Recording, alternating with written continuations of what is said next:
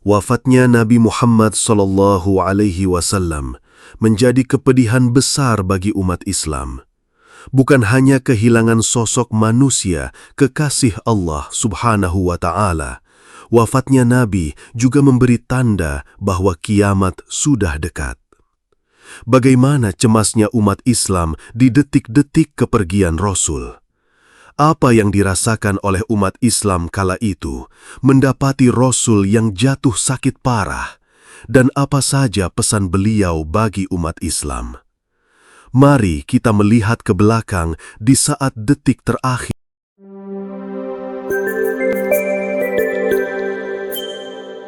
Terus dukung channel ini dengan like dan subscribe. Pada tahun 10 Hijriah, Rasul pernah berpidato di depan umat yang menyiratkan bahwa perpisahan akan segera tiba. Wahai manusia, dengarkanlah baik-baik perkataanku ini, karena aku tidak tahu, barangkali aku tidak akan bertemu lagi dengan kalian setelah tahun ini di tempat ini untuk selamanya. Suara beliau, meski lantang, membawa getar yang meresap ke kalbu setiap jamaah. Beliau berbicara tentang kesucian darah dan harta, tentang amanah, tentang penghapusan riba, tentang hak-hak wanita, tentang persaudaraan Islam, dan tentang warisan agung yang ditinggalkannya, Al-Quran dan Sunnah. Pasca pidato tersebut, kesehatan Rasul perlahan mulai memburuk. Hal itu memunculkan kekhawatiran besar bagi para sahabat. Mereka seolah masih belum kuat ditinggalkan oleh manusia sempurna seperti Rasul. Pada awal bulan Safar 11 Hijriah, Rasul pergi ke Uhud untuk sholat atas orang-orang yang telah syahid di medan perang. Beliau mendoakan mereka seolah-olah mengucapkan salam perpisahan kepada orang yang hidup dan yang mati. Hati para sahabat mulai diselimuti kegelisahan, meski tak berani mereka utarakan secara langsung.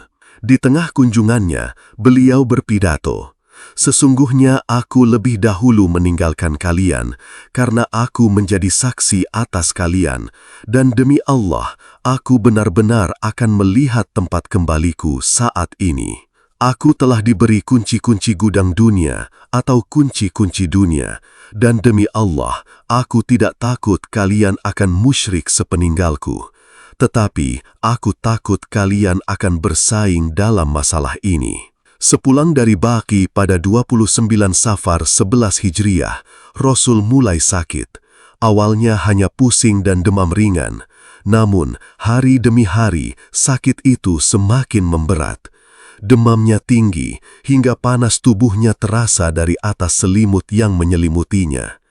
Meski dalam keadaan sakit parah, beliau tetap berusaha memimpin sholat berjamaah di Masjid Nabawi selama beberapa hari. Beliau dirawat di rumah istrinya Maimunah. Sakit yang diderita Nabi berlangsung beberapa hari, sehingga Rasul memutuskan untuk pindah ke rumah Aisyah radhiyallahu anha dengan diantar 2 orang sahabat. 5 hari sebelum wafat, Rasul merasakan demam yang tinggi. Beliau meminta Aisyah menguyurkan air ke tubuhnya. "Siramkan kepadaku 7 gayung dari beragam sumur agar aku sehat kembali dan dapat keluar menemui orang-orang dan memberi wasiat kepada mereka." Setelah diguyur, Rasul merasa tubuhnya membaik. Beliau lalu pergi ke masjid dengan kondisi kepala yang terikat dan duduk di mimbar. Sesungguhnya Allah telah memberikan pilihan kepada seorang hambanya untuk memilih dunia atau memilih apa yang ada di sisi Allah. Lalu hamba tersebut memilih apa yang ada pada Allah. Mendengar Rasul berbicara demikian, para sahabat menangis terseduh-seduh. Kendati demikian, Rasul tetap menjadi imam sholat 5 waktu. Suatu hari, saat sholat zuhur, Rasul dipapah oleh Ali bin Abi Thalib RA untuk melaksanakan sholat di masjid. Siapa sangka, sholat zuhur itu merupakan sholat terakhir yang diimami oleh Rasul. Sungguh beruntung makmum pada saat itu. Memasuki waktu Isya, kondisi beliau semakin parah. Alhasil, sholat Isya malam itu tak bisa diimami oleh Rasul. Sebagai gantinya, ditunjuk Abu Bakar sebagai imam sholat. Aisyah dengan hati yang berat berkata, "Wahai Rasulullah, Abu Bakar adalah orang yang lembut hatinya.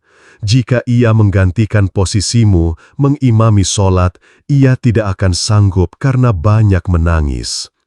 Namun, Rasulullah Shallallahu Alaihi Wasallam mengulangi perintahnya hingga 3 kali. Perintahkan Abu Bakar untuk mengimami sholat.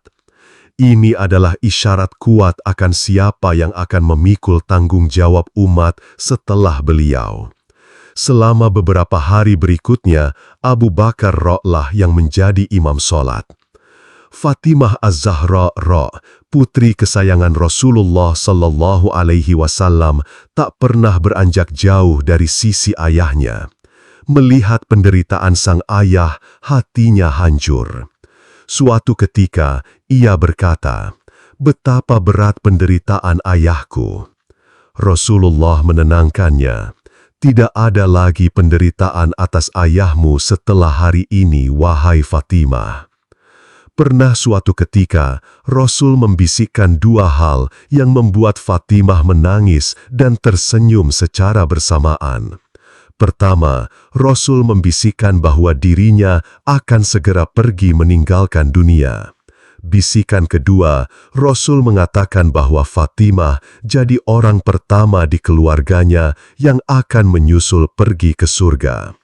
Bisikan kedua ini membuat Fatimah tersenyum. Dalam kondisi sakit berat, Rasul meminta sebuah buku dan berkata, "Saya akan menuliskan buat kalian sebuah tulisan yang dijamin kalian tidak tersesat selama kalian berpegang teguh dengannya." Terjadi sedikit perdebatan di antara para sahabat yang hadir karena khawatir memberatkan Nabi yang sedang sakit parah. Umar bin Khattab berkata, "Sakit Rasulullah sudah sangat parah, cukuplah bagi kita kitabullah." Rasulullah kemudian meminta mereka untuk pergi dan tidak jadi menuliskan wasiat tersebut.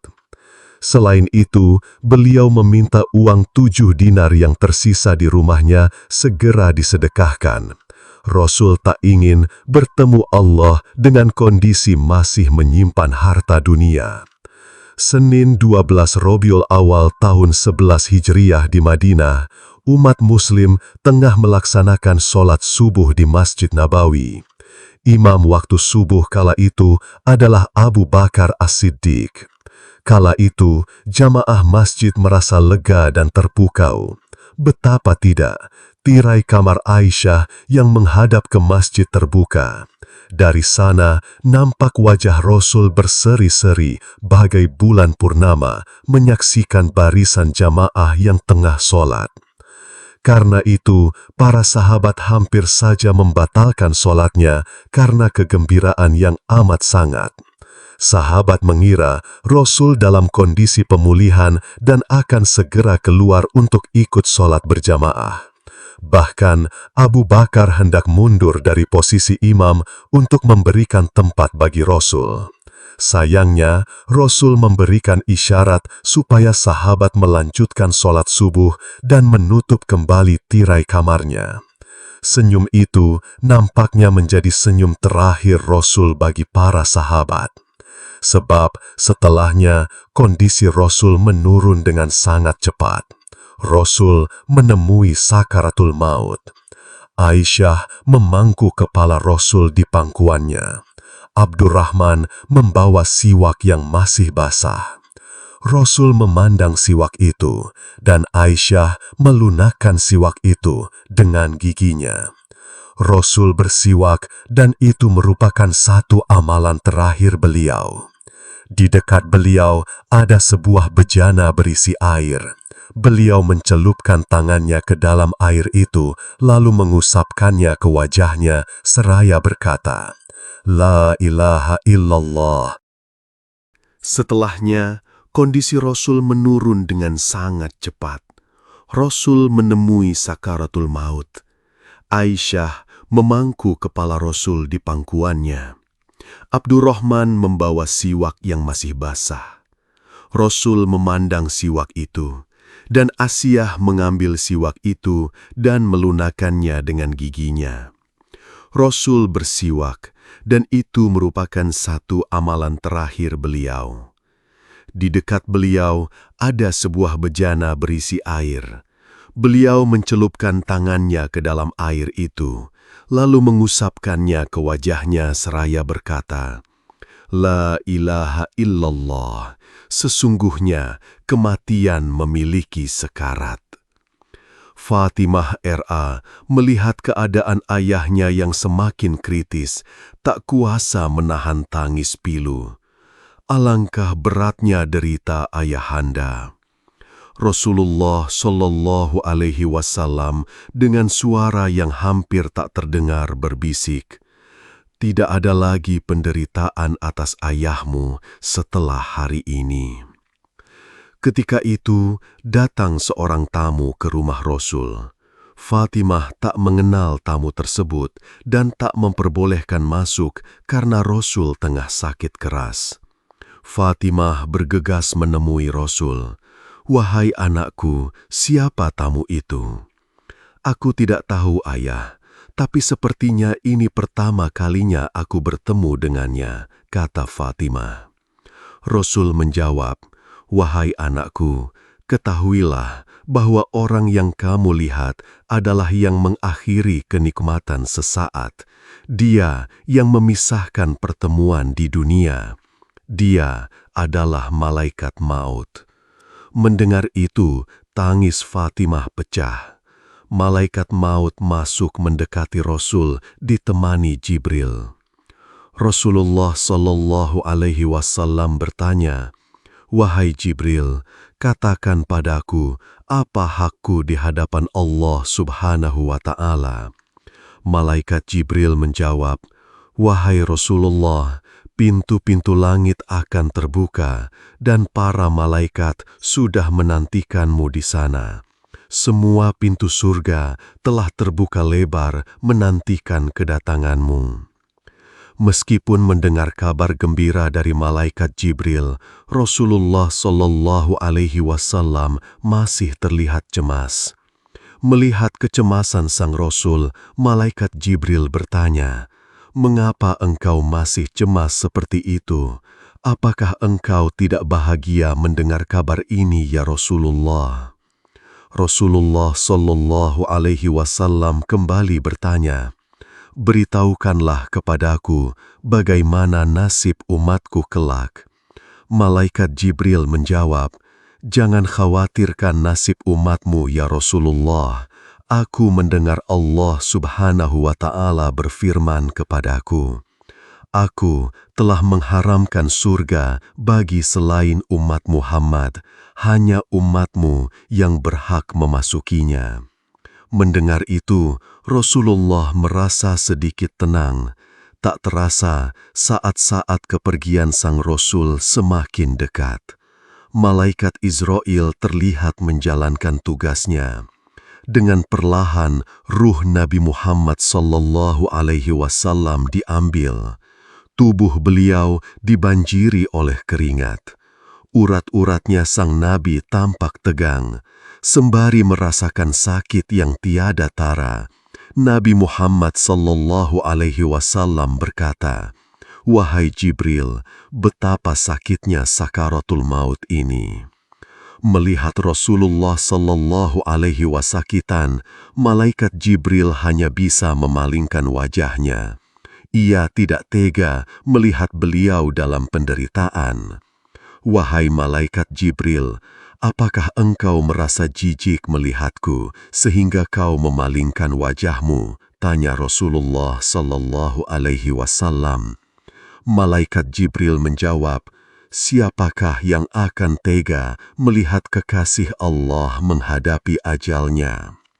Ya Allah, dahsyat sekali maut ini. Timpakan saja semua siksa maut ini kepadaku.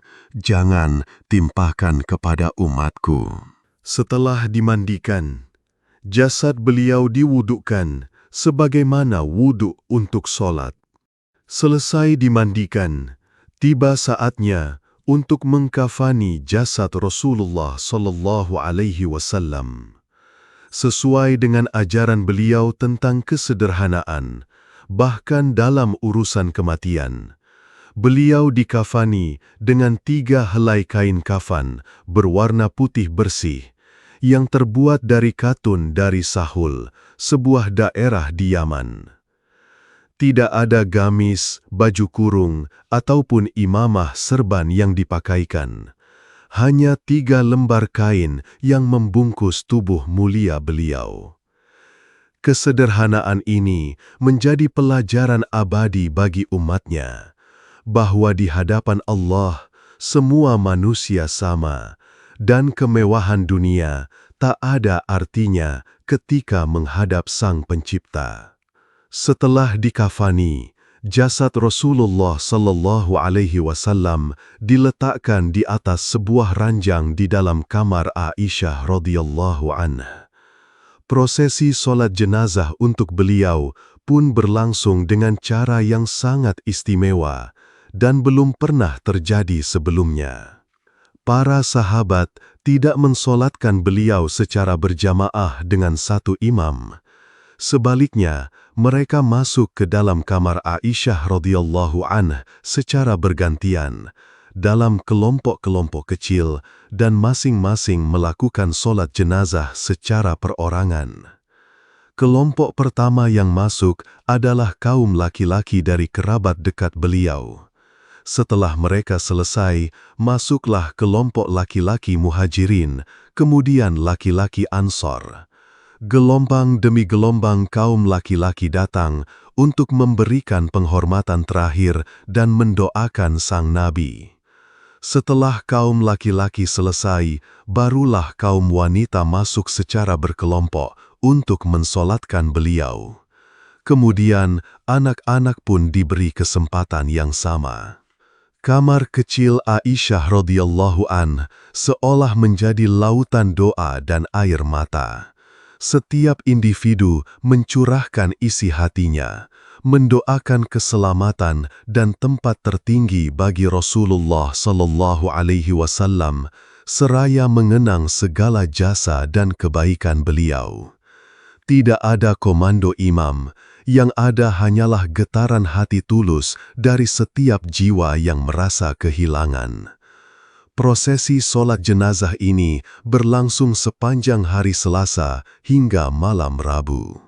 Setelah prosesi solat jenazah, muncul pertanyaan penting. Di manakah Rasulullah sallallahu alaihi wasallam akan dimakamkan? Beberapa usulan muncul dari para sahabat. Makam itu kini telah tertutup. Rasulullah, manusia paling agung, telah kembali ke haribaan ilahi dan kini bersemayam di dalam tanah Madinah. Fatimah Az-Zahra R.A. dengan kesedihan yang tak terperi meratap lirih. Wahai ayahanda, engkau telah memenuhi panggilan Tuhanmu. Wahai ayahanda, surga Firdaus tempat kembalimu. Wahai ayahanda, kepada Jibril kami sampaikan duka cita ini. Kota Madinah diselimuti kesedihan yang belum pernah dirasakan sebelumnya. Kehilangan sosok ayah, pemimpin, guru, dan sahabat begitu membekas di hati setiap muslim. Mereka merasa seperti anak ayam kehilangan induknya. Namun, di tengah duka yang mendalam, mereka juga menyadari bahwa risalah Islam harus terus berjalan. Ajaran dan teladan Rasulullah sallallahu alaihi wasallam adalah warisan abadi yang akan terus hidup dan menjadi suluh bagi umat manusia. Pemakaman Rasulullah sallallahu alaihi wasallam adalah akhir dari sebuah era kenabian secara fisik, namun menjadi awal dari penyebaran cahaya Islam yang lebih luas lagi, diemban oleh para sahabat dan generasi penerus. Kamar kecil Aisyah R.A., tempat sang Nabi wafat dan dimakamkan, kini menjadi salah satu tempat paling suci dan dirindukan oleh umat Islam di seluruh dunia. sebuah saksi bisu cinta abadi antara seorang nabi dan umatnya. Meskipun jasadnya telah tiada, ruh dan ajarannya akan senantiasa hidup menerangi jalan kebenaran hingga akhir zaman.